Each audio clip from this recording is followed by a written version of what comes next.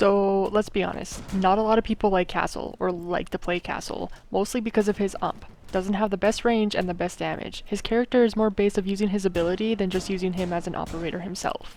If you don't know who Castle is an anchor, capable of creating strongholds around the objective, controlling and slowing down the attacking operators with his reinforced barricades that can close doors and/or windows. The best way to use Castle is to barricade doors, windows, and/or hallways that are used most, depending where the objective site is and who you're going up against. If you want to learn how to actually operate with Castle and how and where to maybe put his barricades and not lock your teammates out of the objective, then keep watching. Secure the bombs.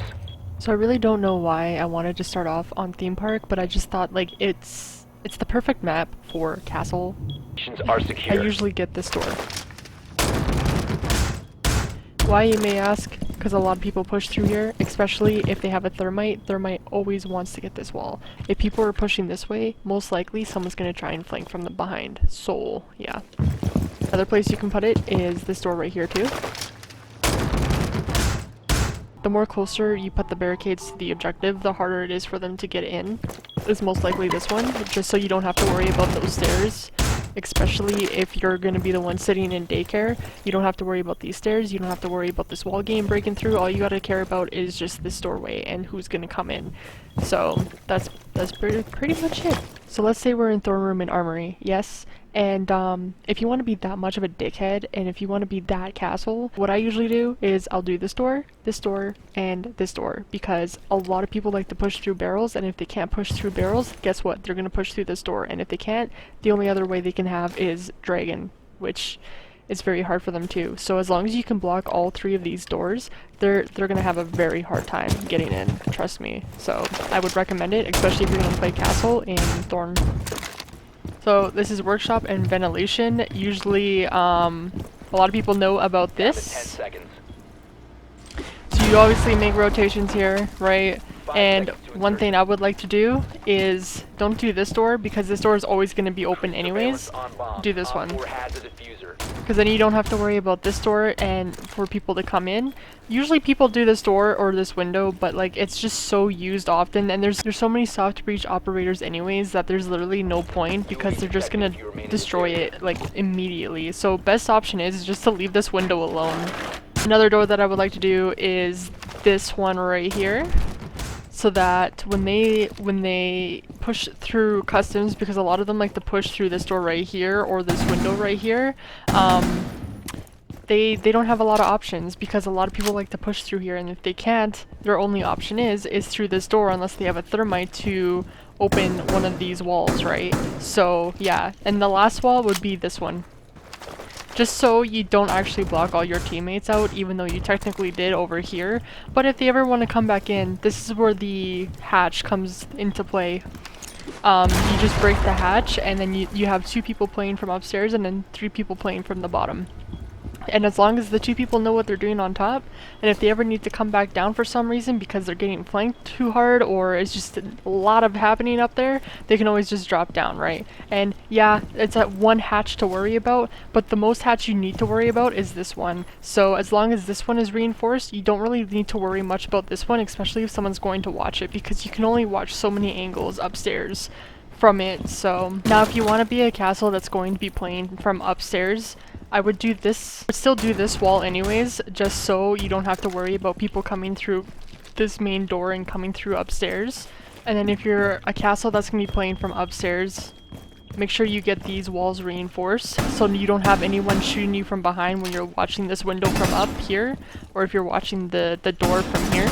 Again, this is going to be open, so my suggestion is to just close yourself in, like I said.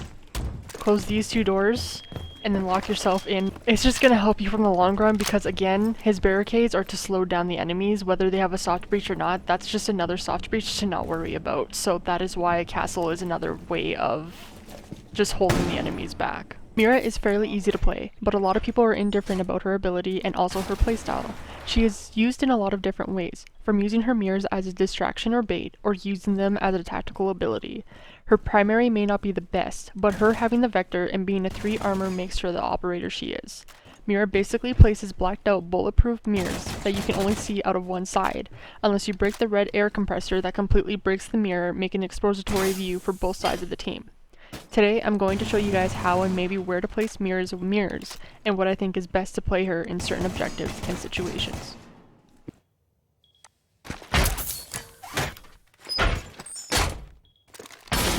See?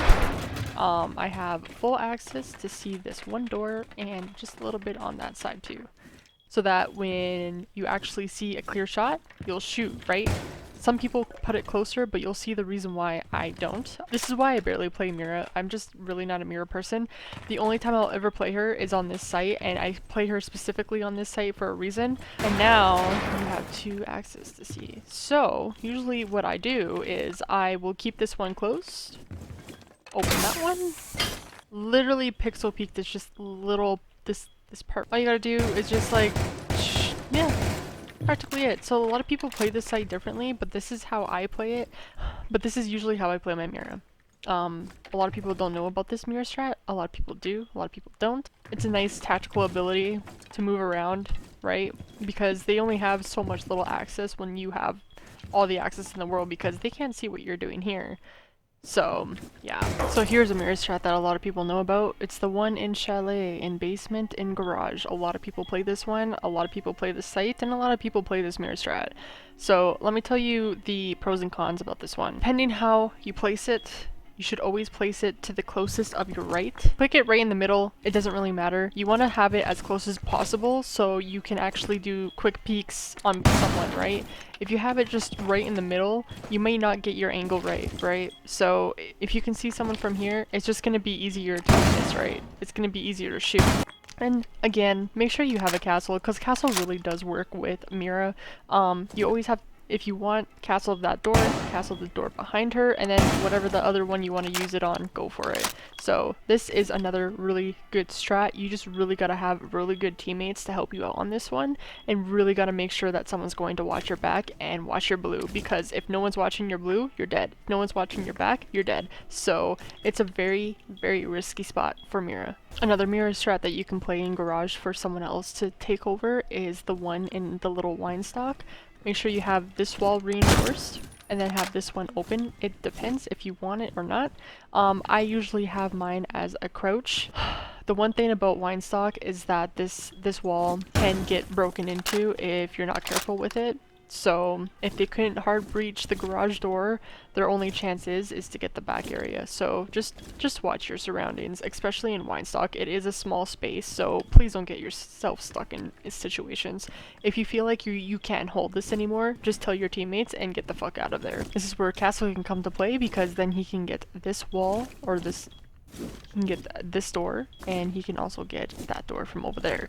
The reason why you see a lot of mirrors play this is because it's actually very tactical if you really think about it. You see everything here, because if they can't get the garage door, the only time they're going to come through is either from yellow or they're going to come from behind. And as long as you have castle barricades and have people from behind like helping you out and making sure that they're not going to come from behind you, you have a perfect view of just like focusing on the main objective itself. So also, let me put this in a point of view too. Please don't be that Mira that's literally going to place 2 of her mirrors on the garage door. Honestly, I find that pointless, and by the time they open it up, Mira is basically pointless at that point anyways, because she just wasted 2 of her mirrors on the garage door and they got destroyed. So please don't be that Mira. Don't put it on the garage door. If you are, place one and place the other one somewhere else. Please. Anyways, thank you guys so much for watching. If you guys want to see more videos of this, make sure you let me know in the comments below, like it, subscribe, and I'll see you guys in my next video. Peace!